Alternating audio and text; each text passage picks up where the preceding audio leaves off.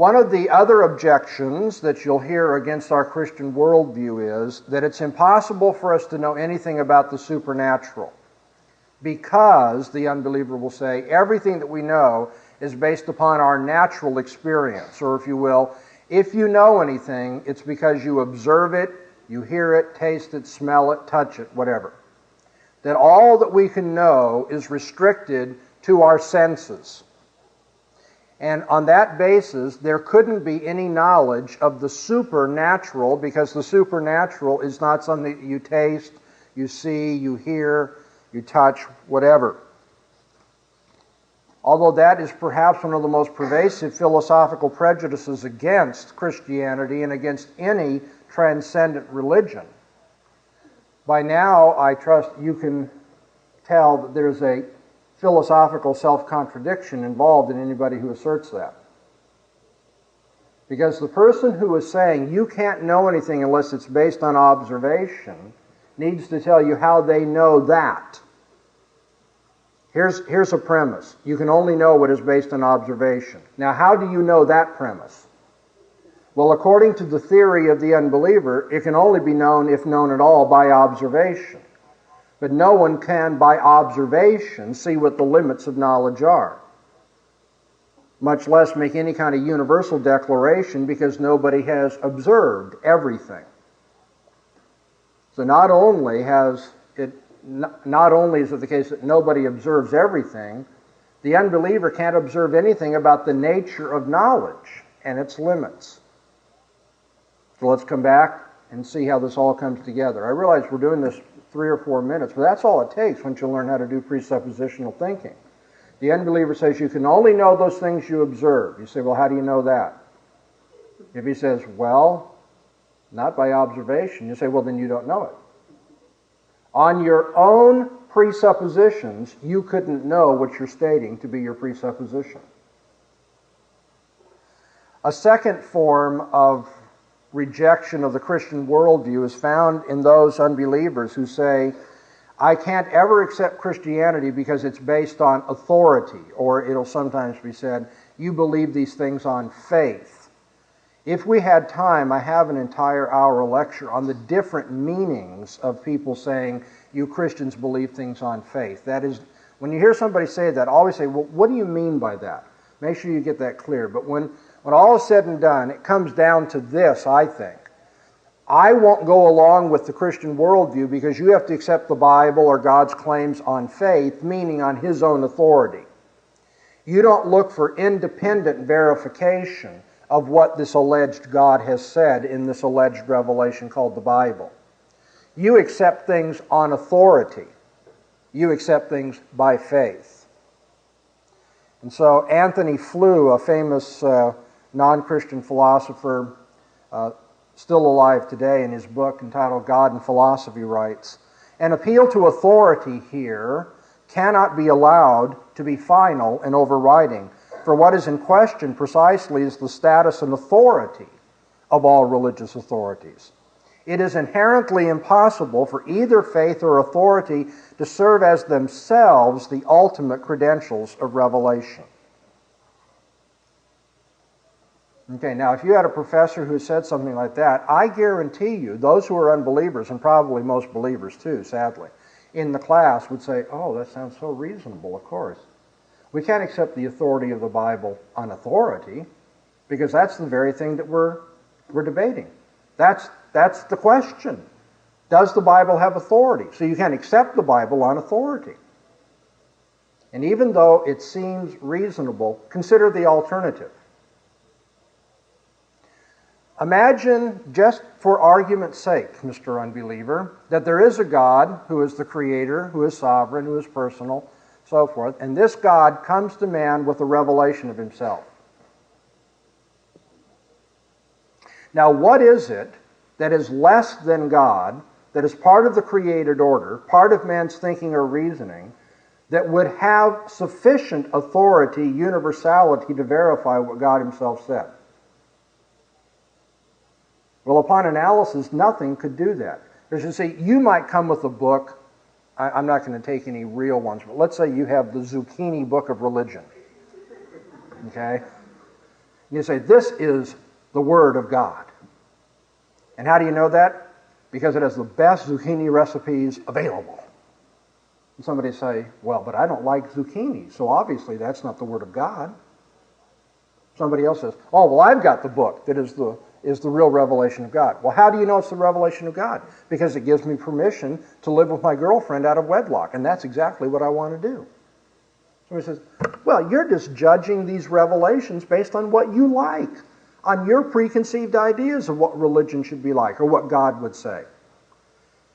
And if you stop and think about it, if you're not brain dead by this time at the end of the week, you realize that every human proposal is going to be subject to the same criticism. And how do we know that this book that you're proposing is the Word of God? And whatever the person says, because I think it's logical, or because I like its zucchini recipes, or it allows me to live the way I want to live, whatever it is, from intellectual to moral, the next thing you're going to say is, oh, well then, you're saying that you know in advance what to expect from God, and since this book tells you what you want, then you're calling it divine. But who has the right? Is it the zucchini approach? The sexual license approach? The logical coherence approach? What is the mark that this book is a book from God? If we do not accept that God alone can authorize His revelation, the alternative is to say we're left with the differing authorities, which is to say non-authorities of men.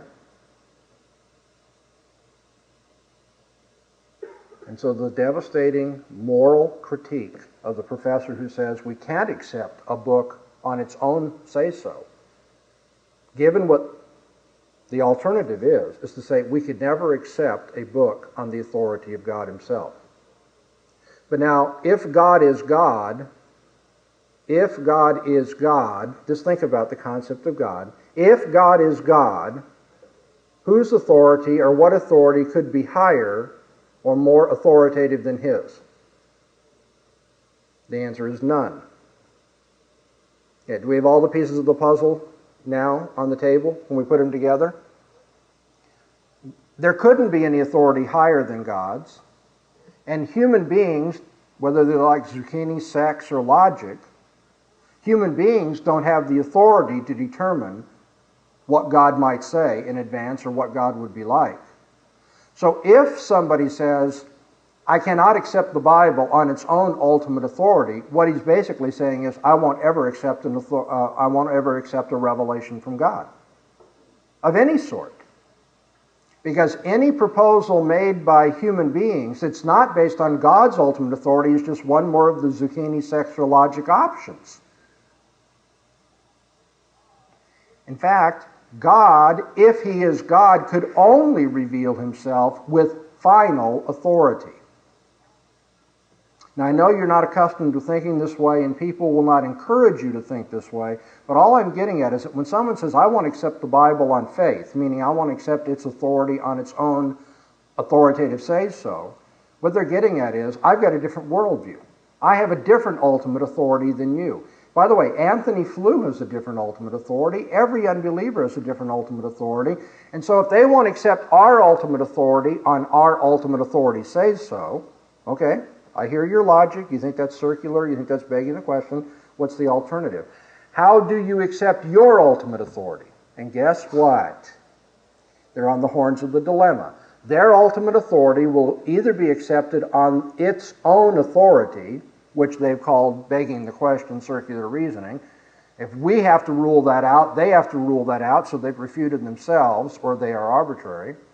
Or their ultimate authority is going to be verified by something other than their ultimate authority, which is just to say they're guilty of contradiction because their ultimate authority is not ultimate.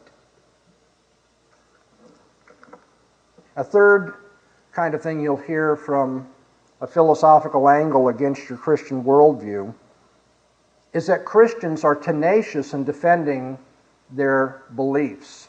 So much so that it appears that we won't allow anything to definitively falsify what we hold. So when someone brings up counter evidence or counter considerations to Christianity, we always find Christians defending the faith, defending the faith, defending the faith.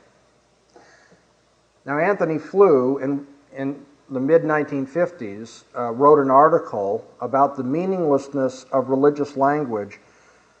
And the argument of that article has perhaps become the most, in our generation, the most popular or pervasive attack on not just Christianity but any religion, because the point is, since you don't allow anything to contradict or to falsify your Christian faith, you're not making any claims at all. They're empty, they're vacuous, they're utterly meaningless. He tells the story of two men who are going through a forest, and they come across a patch in the forest that has some flowers, but has a lot of weeds and other sorts of things. And one of the explorers says, "Oh, look, a gardener tends this part of the forest." The other man says, "Oh, no, there's no gardener. No, it's just some accident that there's some flowers here and so forth, but there's all this other stuff." And so they pitch camp, and they wait overnight for the gardener to appear. The next morning, the gardener doesn't come, and so the skeptic says, "See, there's no gardener." But what's the believer going to say at that point? The believer says, "Oh, well, the gardener didn't happen to come today, but he'll come." So they wait for a week. Still no gardener. Now the believer says, "Yes, the gardener apparently comes subtly at night when we're asleep and tends this part of the forest." So they set up barbed wire. They electrify the barbed wire. They get hound dogs. Never hear anything from the dogs at night. Never any shrieks from people getting electrified, going over the barbed wire, so forth, so on. So finally the skeptic says, "See, there you have it. There is no gardener that comes." The believer says, "Oh yes, there's a gardener that comes, but he's invisible. He's invisible and intangible." And now the skeptic says, and this is the point of the parable, what's the difference between this eternally elusive, invisible, intangible gardener for which we never have any evidence and no gardener at all? And by this, Flew says, that's the problem with religious claims. People defend them to the hilt, and they empty them of all content or substance.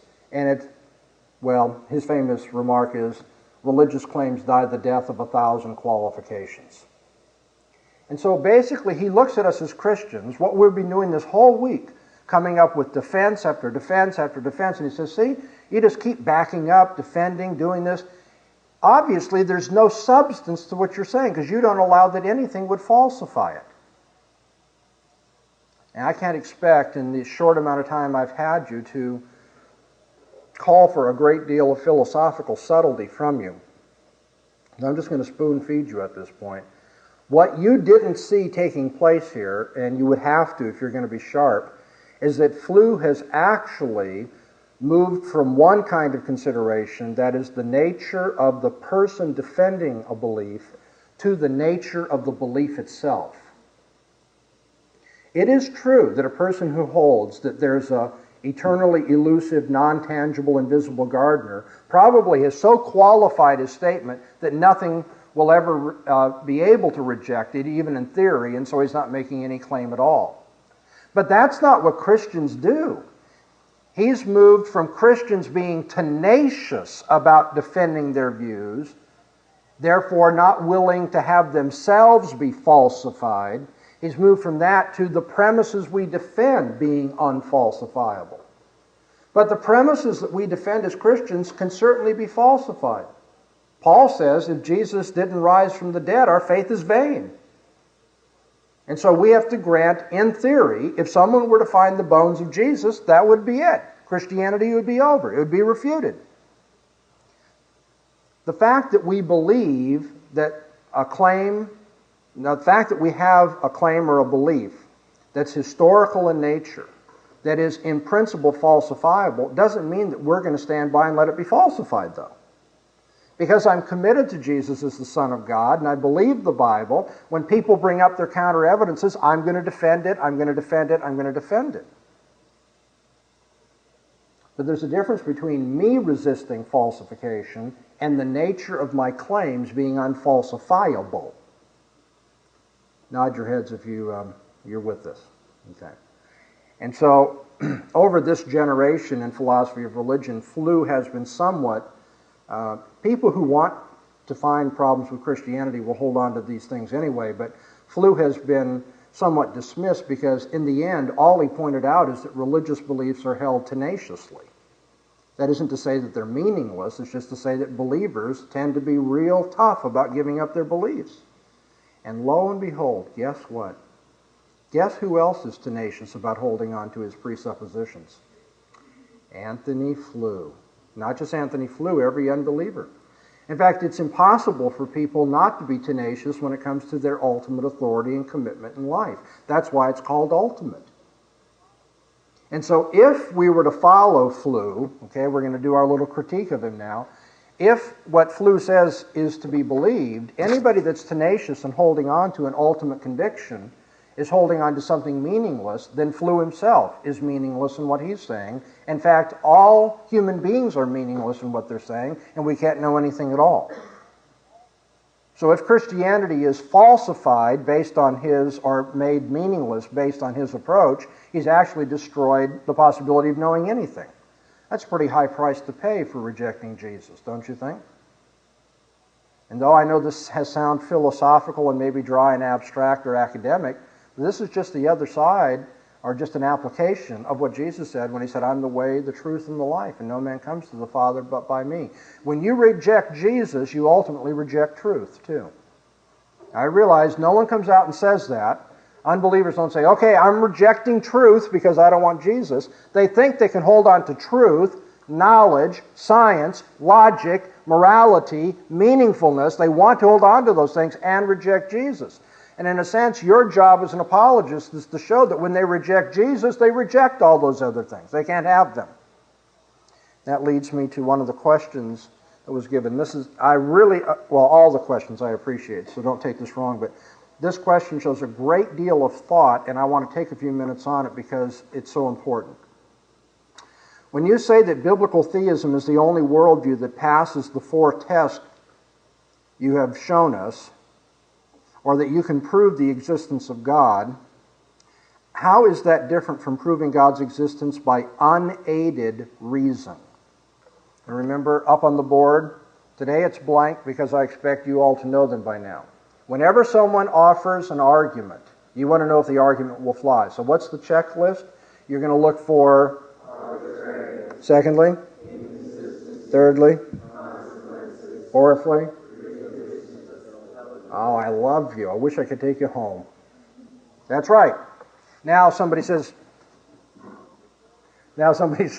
but those four things, those tests that you have, isn't that the same as trying to prove the Bible by unaided reason?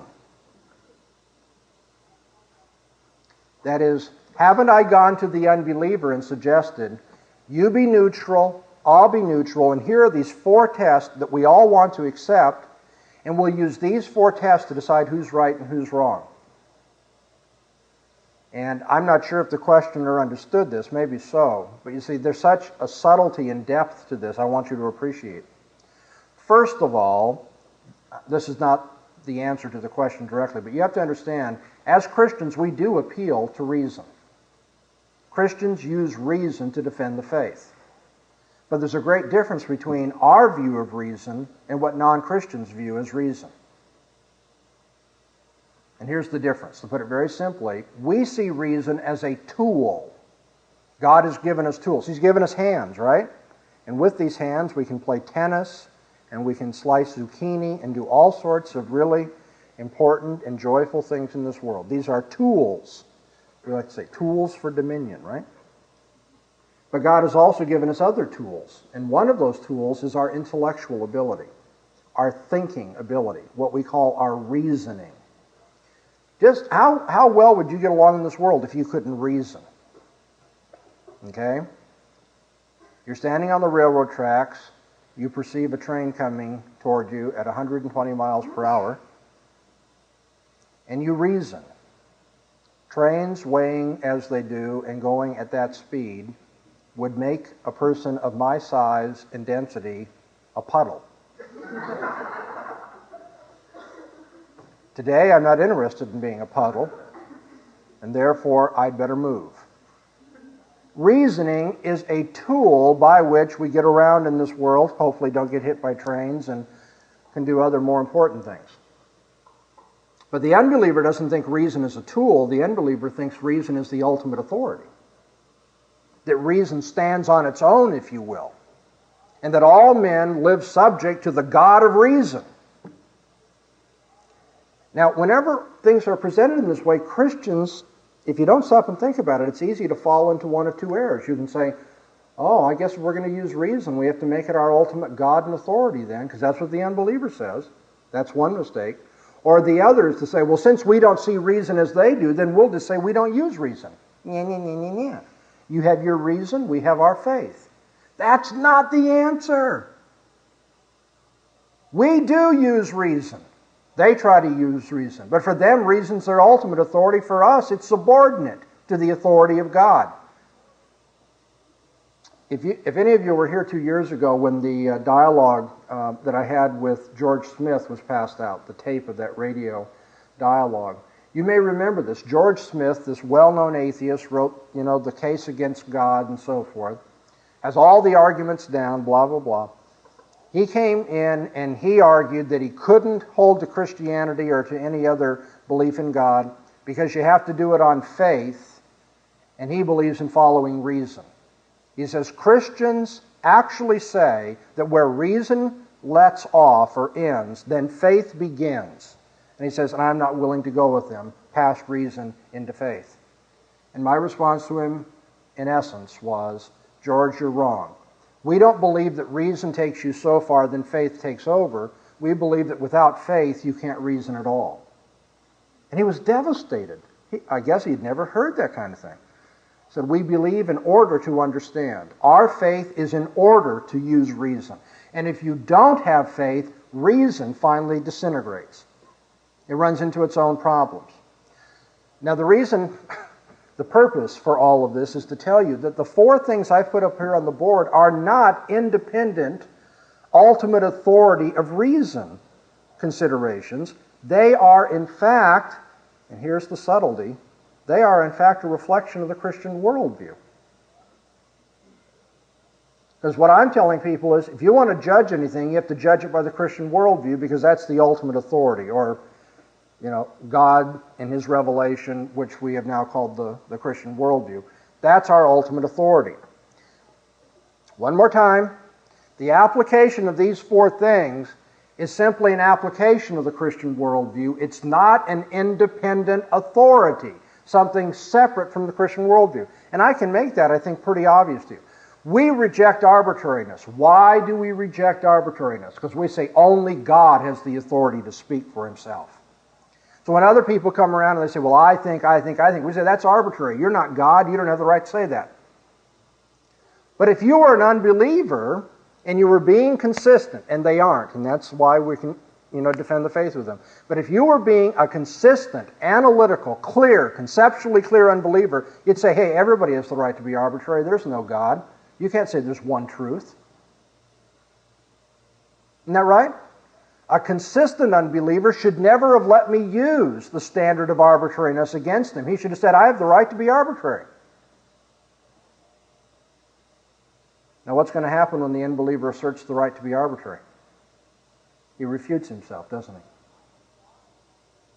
And so I'm applying my Christian worldview to him, and if he's really keen about this, he's clever, he's going to say, oh, no, I'm not going to buy into that authority. No, I get the right to be arbitrary. And I say, fine. Now, what's the consequence if you are arbitrary? And then he says, oh, wait a minute. Consequences, eh? You Christians believe that we live in a universe where causes and effects are connected to each other. You believe, therefore, that consequences are a way of judging the things that bring about those consequences. But in my worldview, I'm not going to buy into that. There is no order between anything. And therefore, there are no consequences. Everything is random and by chance. You see, I was begging the question, and here I'm glad to do that. I'm proud of myself. When I use consequences as a standard, I'm thinking as a Christian thinks. Jesus said, you know a tree by its fruit. You look at the consequences. But the unbeliever doesn't think there are consequences. Whatever happens is just random. This world's a crapshoot. Who knows what the dice are going to bring up?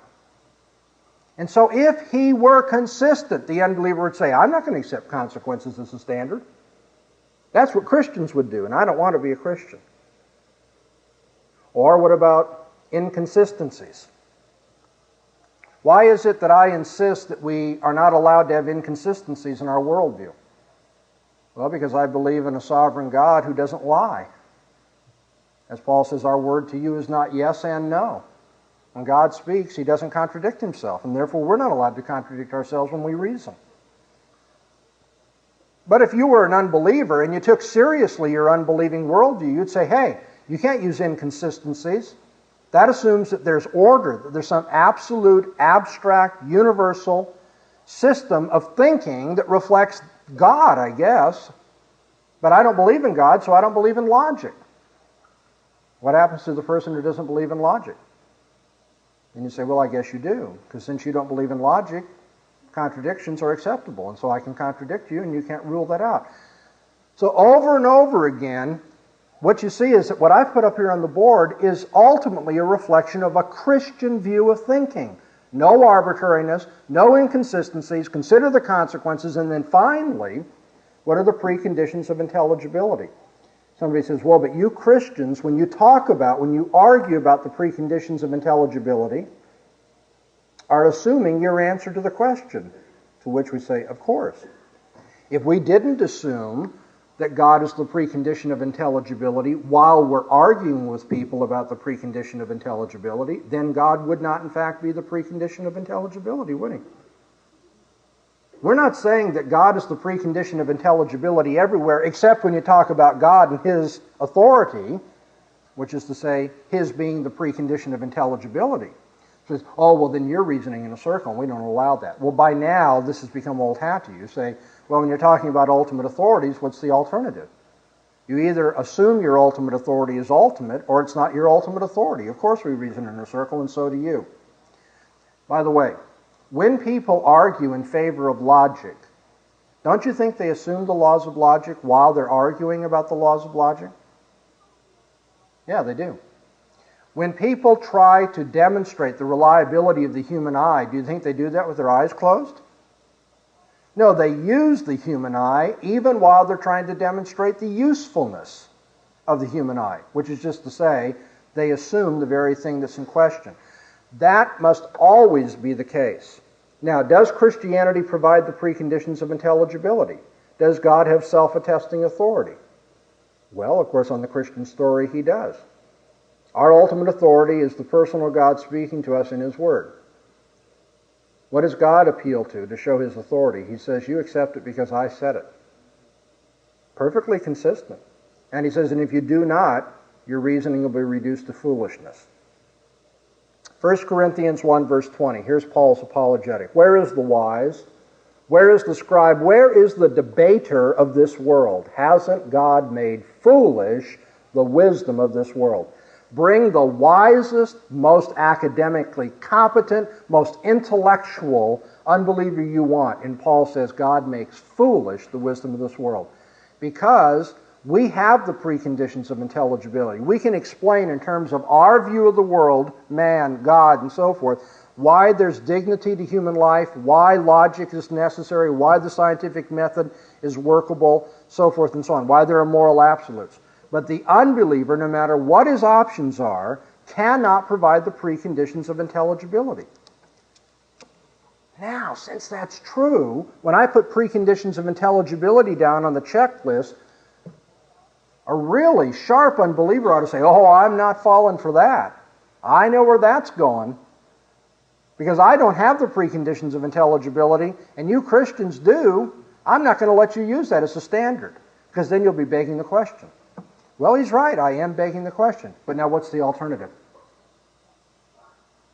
Somebody who says, I reject preconditions of intelligibility, what he's saying is, I don't care whether what I'm saying is making sense or anything. It doesn't have to be intelligent or intelligible. Okay, so I've taken longer on this than others because I want you to understand these four things that I put up on the board are merely a reflection of my Christian worldview. And you can use them because unbelievers don't want to be unreasonable, arbitrary, and so forth. But if they were consistent, they'd say, oh, well, we're not going to use those standards because we don't want to be Christians. Because time is short, I can't weasel another half hour out of the authorities who run this conference, I don't imagine, so we'll have to go right to Bertrand Russell. You all read Bertrand Russell. And though I wish I had one more day after you heard this lecture, you could do it even better. When you read Bertrand Russell, what are the reasons why he cannot be a Christian? Let me list them for you. And rather than doing this Socratically, dialoguing with you, for the sake of time, I'm going to have to kind of summarize the critique. But I'm hoping you will compare what you had thought to what I'm saying to see how close you came to the way in which you could refute him. The 4 reasons why he could not be a Christian. He said, first of all, because the Roman Catholic Church is mistaken to say the existence of God can be proved by unaided reason. The Roman Catholic Church makes this claim. You can prove the existence of God by unaided reason. Bertrand Russell can disprove the arguments of the Roman Catholic Church. Therefore, he says they're mistaken. Okay? That's the first reason. Secondly, he says, serious defects in the character and teaching of Jesus show that he was not the best and wisest of men, but actually morally inferior to Buddha and to Socrates. Thirdly, he says, people accept religion on emotional grounds, particularly on the foundation of fear, which is not worthy of self-respecting human beings. And fourthly, he says, the Christian religion has been and still is the principal enemy of moral progress in the world. These are the 4 reasons one of the master philosophers of the 20th century said he could not be a Christian. Roman Catholic Church is wrong to say the existence of God can be proved by unaided reason. There are serious defects in the character and teaching of Jesus, showing he's not the wisest of men. Thirdly, people accept religion on emotional grounds, particularly fear, which is not worthy of self-respecting human beings. Fourthly, the Christian religion has been and still is the principal enemy of moral progress in the world. 1, by way of response. Did anyone see any internal tensions in these reasons? What's outstanding about this litany of complaints against Christianity is the arbitrariness and inconsistency of them. Look at his second reason. He says there are serious defects in the character and teaching of Jesus, showing he's not the wisest of men. Now, that argument presupposes some absolute standard of moral wisdom by which you can grade Jesus against Buddha and Socrates and others as inferior or superior, right? You can't talk about inferiority, superiority if you don't have a standard of comparison. Likewise, in the third reason, he says people accept religion on the grounds of fear, which is not worthy of self-respecting human beings. That presupposes there's a fixed criterion for what is and is not worthy of self-respecting human beings. Then again, in the fourth reason, the complaint expressed would not make sense unless it's objectively wrong to be an enemy of moral progress. If he says Christianity is an enemy of moral progress, therefore reject it, that means it's wrong to be an enemy of moral progress. In fact, the very notion of progress assumes an absolute standard by which you can grade advances and regression. Now then, if Russell had been reasoning and speaking in terms of the Christian worldview, his attempt to assess the moral wisdom of Jesus, number 2, human worthiness, number 3, moral progress, number 4, would be understandable, indeed would be expected, because Christians have a universal, objective, absolute standard of morality in the revealed Word of God. But obviously, Russell was not speaking as a Christian here. And so we have to ask him, pardon, Dr. Russell. What is the basis for your moral evaluation and your judgment? In terms of what view of reality and knowledge did you assume that there's anything like an objective criterion by which you could reject Jesus and accuse Christians of being unworthy of moral dignity and moral progress?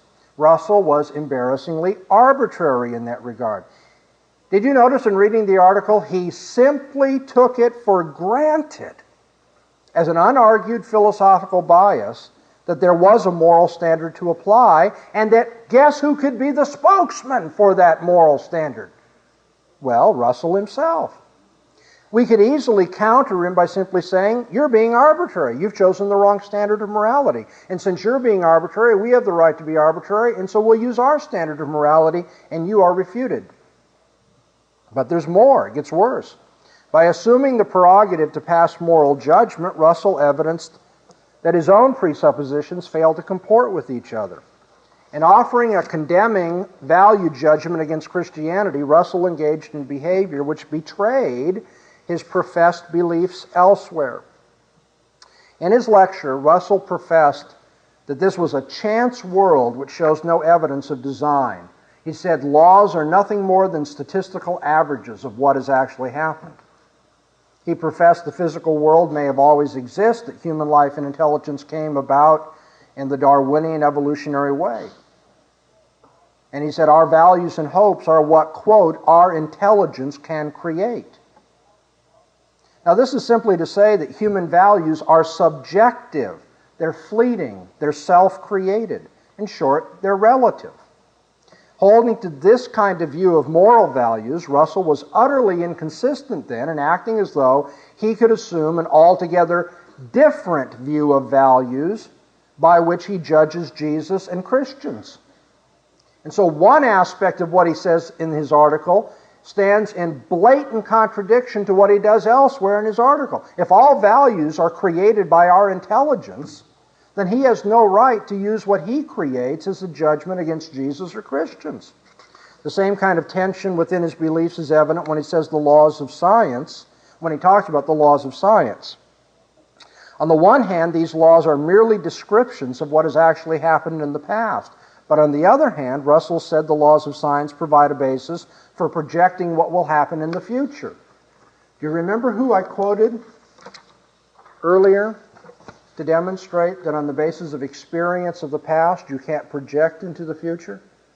His name was Bertrand Russell, from an article he wrote in 1967. See, you can't have it both ways. He says laws are only descriptions of the past, and then he uses them to project into the future. But he himself says that's logically fallacious. What about this appeal to unaided reason? I realize we're running fast, but I'm running out of time. Russell didn't agree with the Church of Rome about unaided reason being able to prove certain things. He just didn't think the Church of Rome could prove the existence of God by unaided reason. But actually, Russell should have been a little more self-critical as a philosopher. He should have asked himself, can unaided reason prove anything? Not just can it prove the existence of God. If reason is not aided by supernatural revelation, then can we use the laws of science to project from past experience into the future? If reason is not aided by supernatural revelation, can we assume the abstract laws of logic are absolute and universal? All week long I've been hammering this in. No, you cannot. And therefore, if Russell had been critical of his own worldview, he would have realized it's not just that the Roman Catholic Church cannot prove God's existence by unaided reason. You can't prove anything by unaided reason. And since Russell is committed to using unaided reason, he couldn't have proved anything, whether God exists or not. Are there some prejudicial conjectures and logical fallacies to be found here? Notice this sentence. Historically, it's quite doubtful whether Christ ever existed at all, and if he did, we do not know anything about him. Isn't that one of the first things we started with this week? How could an intelligent man make a remark like that? It's just remarkable.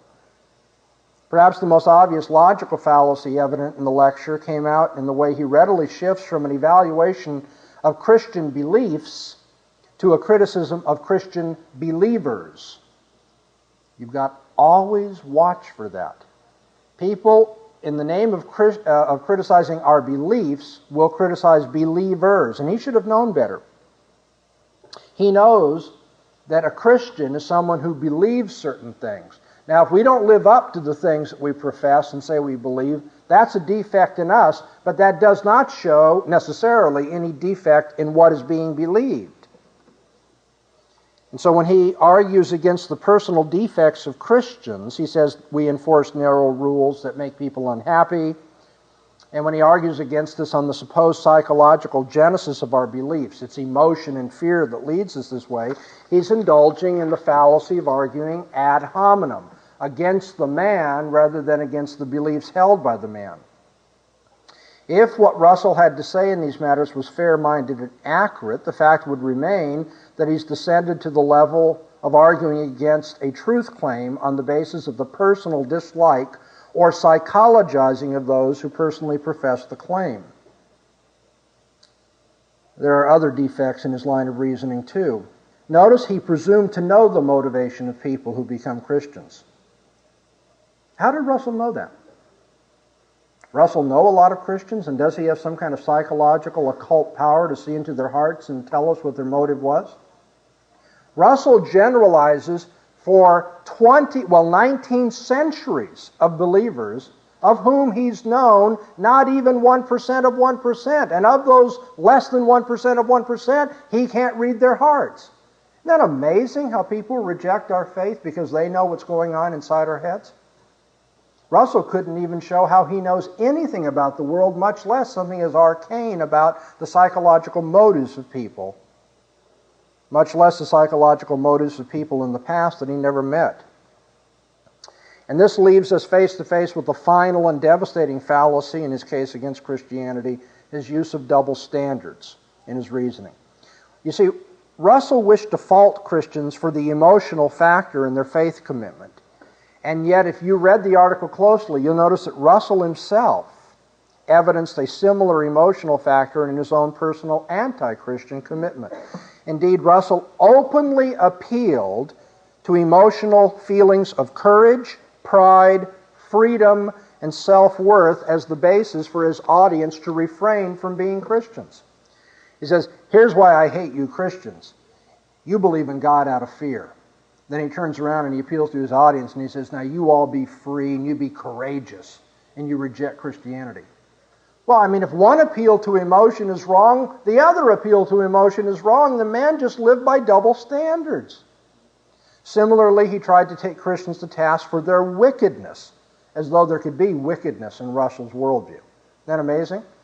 So, Dr. Russell, on your worldview, what we're doing is not wicked because there is no wickedness.